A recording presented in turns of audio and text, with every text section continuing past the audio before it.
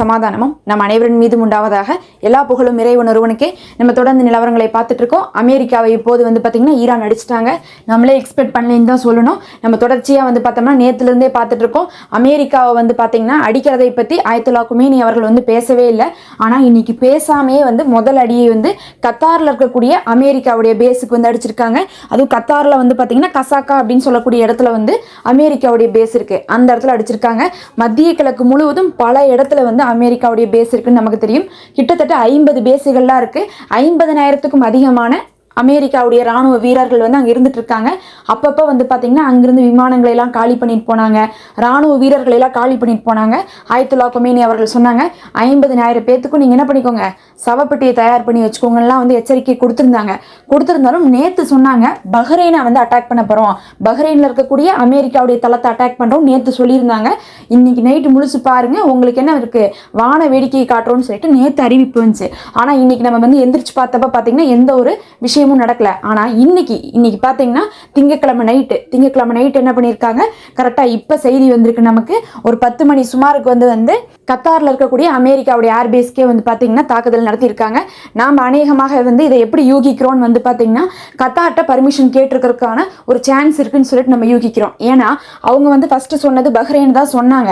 இது ஒரு யுக்தியாவும் பார்க்கலாம், பஹ்ரைனை சொல்லி போட்டு கத்தார் அடிச்சிருக்காங்கன்னு பார்க்கலாம். ஆனா கத்தார் யாருன்னு பார்க்கும்போது ஆரம்பத்துல இருந்து பாலஸ்தீனத்துக்கு சப்போர்ட்டா இருக்கிறாங்க.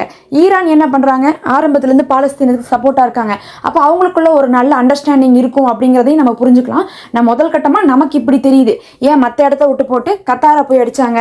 துருக்கியில இருக்குது பேஸ், யுஏஇல இருக்குது, அதுக்கப்புறம் சவுதியில இருக்குது, அதே மாதிரி பாத்தீங்கன்னா எல்லா பக்கமுமே இருக்குது, சுத்தி ஜோர்டான்ல இருக்கு, எல்லா பக்கமுமே இருக்கு.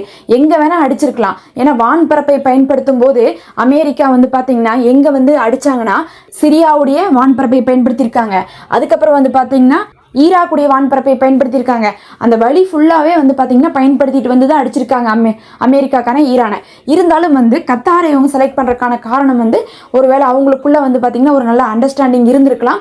பதிலடி கொடுக்கணும், அதை மற்ற இடத்துல கொடுத்தா கூட மற்ற நாடுகள் புரிஞ்சுக்காது அப்படிங்கறனால கூட கத்தாரில் கொடுத்துருக்கலாம்னு சொல்லிட்டு முதல் கட்டமா நாம தோணுது. இருந்தாலும் பார்க்கலாம் கத்தார் இதை எப்படி கையாளுறாங்க, இதுக்கு என்ன சொல்ல போறாங்க, ஈரானுக்கு எதிராக சொல்ல போறாங்களா இல்ல ஈரானுக்கு சப்போர்ட்டா சொல்ல போறாங்களா அப்படிங்கறதெல்லாம் பார்க்கலாம்.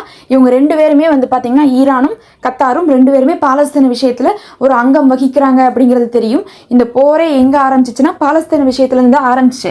அதனால பார்க்கும்போது கத்தார் இதுக்கு சம்மதம் தெரிவிச்சிருக்கிறதுக்கான வாய்ப்புகள் இருக்கு. ஆனா இப்ப தாக்குதல் நடந்திருக்கு. தாக்குதல்ல என்னென்ன சேதம் நடந்திருக்குன்னு கேட்டீங்கன்னா இப்பதான் தாக்குதல் நடந்திருக்குது அப்படிங்கறதுனால அங்க என்ன சேதம் ஆயிருக்குது அப்படிங்கக்கூடிய தகவல் இன்னும் முழுசா வரல. நாளைக்கு தான் பாத்தீங்கன்னா உங்களுக்கு அந்த தகவல்லாம் வரும். ஆனா அட்டாக் ஆரம்பிச்சிருக்காங்கன்னு தெரியுது. இன்னும் நிறைய விஷயங்கள் நடந்துட்டு இருக்குது. பெரும் பதற்றத்தை ஏற்படுத்தி இருக்காங்க.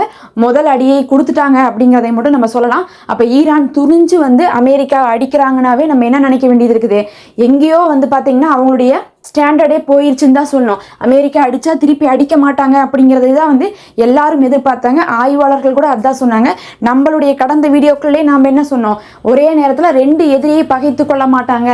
இஸ்ரேல் ஒரு எதிரி, அமெரிக்கா ஒரு எதிரி, 2 எதிரியும் ஒரே நேரத்துல பகைத்து கொண்டா அது ரொம்ப பிரச்சனை. ஏன்னா நேட்டோ நாடுகளும் அமெரிக்காவுக்கு சப்போர்ட்டா உள்ள வர போறாங்கன்னு நம்ம சொல்லியிருந்தோம். இப்படி இருக்கக்கூடிய நிலைமையில அமெரிக்காவுடைய தளங்களை ஈரான் கையே வைக்காது. அதுக்கு தகுந்த மாதிரி தான் என்ன பண்ணிட்டானுங்க, அமெரிக்கா செக் பண்ணி தான் தாக்குதலை நடத்தியிருக்காங்கலாம் நம்ம சொன்னோம். ஆனா ஈரான் இந்த தடவை ஒரு முடிவா இருக்கிறாங்க. பொதுவாக நம்ம ஒரு வார்த்தை சொல்லியிருந்தோம், இந்த ஷியாக்கள் எப்படி இருப்பாங்கன்னா அரபியர்கள் மாதிரி இருக்க மாட்டாங்க. இந்த சவுதி துருக்கி இவங்கள மாதிரிலாம் இருக்க மாட்டாங்க. ஏமன்ல இருக்கக்கூடிய யூதிகள் ஆகட்டும், அதுக்கப்புறம் ஈரான்ல இருக்கக்கூடிய ஷியாக்கள் ஆகட்டும், இவங்களெல்லாம் பார்த்தீங்கன்னா அந்த குரூப்பே பார்த்தீங்கன்னா தைரியமா காரியத்தை சாதிக்கக்கூடியவங்க தான். இருந்தாலும் பார்த்தீங்கன்னா ஆரம்பத்துல இருந்து கொஞ்சம் பதுங்கி தான் எல்லா காரியத்தையும் பண்ணிட்டு இருந்தாங்க. ஆனா இந்த தடவை ட்ரூ ப்ராமிஸ் 3 ஆரம்பிச்சதுல இருந்தே நமக்கே தெரியும், எப்ப இஸ்ரேல் அடிச்சாங்களோ அடுத்த நாளே என்ன பண்ணாங்க, ஈரான் பதில் கொடுத்தாங்க. இப்ப அமெரிக்கா நேத்து அடிச்சா இன்னைக்கே பாத்தீங்கன்னா பதில் கொடுத்துருக்காங்க. இது அன்பிலீவபிள்னு தான் சொல்லணும்.